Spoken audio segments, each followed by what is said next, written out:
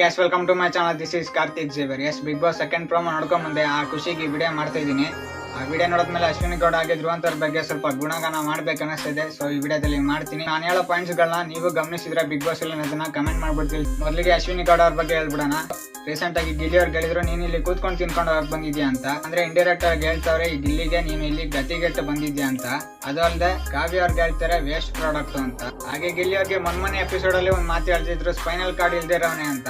ಈ ತರ ಎಲ್ಲ ಮಾತಾಡ್ತಾರೆ. ಇವ್ರು ಹೇಳಿದ್ರೆ ಮಾತ್ರ ಎಲ್ಲಾ ಸರಿ, ಬೇರೆಯವ್ರು ಹೇಳ್ಬಿಟ್ರೆ ಇವ್ರಿಗೆ ಹಿಂಗೆ ಹತ್ಕೊಂಡ್ಬಿಡುತ್ತೆ.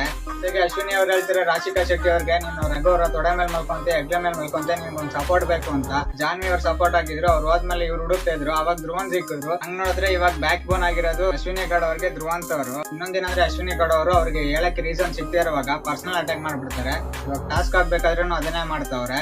ನಾನು 20 ವರ್ಷದ ಸಿನಿಮಾ ಎಕ್ಸ್ಪೀರಿಯನ್ಸ್ ಇದೆ, ನೀವ್ ಮಾಡಿರೋದು ಒಂದೇ ಫಿಲಮ್ ಅಂತವ್ರೆ. ಆಕ್ಚುಲಿ ನಿಜವಾಗ್ಲೂ ಸೀನಿಯರ್ ಆದ್ರೆ ಜೂನಿಯರ್ ಗಳಿಗೆ ಏನ್ ಹೇಳ್ತಾರೆ ಗುರು, ಚೆನ್ನಾಗಿ ಮಾಡ್ರಿ, ಮುಂದೆಗಡೆ ಫ್ಯೂಚರ್ ಚೆನ್ನಾಗಿರ್ಲಿ ಅಂತ ಹೇಳ್ತಾರೆ.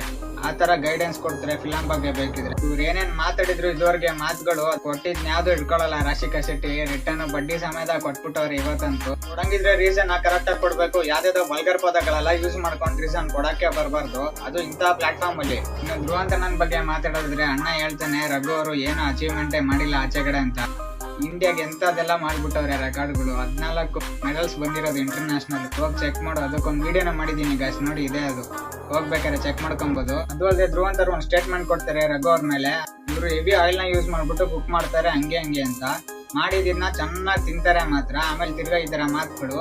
ನಿಮ್ಗೋಸ್ಕರ ಏನ್ ಮಾಡ್ಕೊಂತಾರಲ್ಲ ಡಯಟ್ ಅಲ್ಲಿರೋರ್ ಮಾಡ್ಬಿಟ್ರೆ ಗ್ಯಾರಂಟಿ ಯಾರು ತಿನ್ನಲ್ಲ. ಅವ್ರು ಗೆಲ್ತಾರೋ ಬಿಡ್ತಾರೋ. ನನ್ ಸಪೋರ್ಟ್ ಅಂತೂ ರಾಶಿಕಾ ಶೆಟ್ಟಿ ಹಾಗೆ ರಘು ಸರ್ ಅವ್ರಿಗೆ ಅಂತ ಹೇಳ್ತಾ ಬಿಡ ಮುಗಿಸ್ತಾ ಇದೀನಿ. ವಿಡಿಯೋ ಇಷ್ಟ ಆಗಿದ್ರೆ ಲೈಕ್ ಮಾಡಿ. ಇನ್ನೂ ಸಬ್ಸ್ಕ್ರೈಬ್ ಇಲ್ಲ ಸಬ್ಸ್ಕ್ರೈಬ್ ಮಾಡ್ಕೊಳ್ಳಿ. Press the bell icon to get all notifications. Thank you.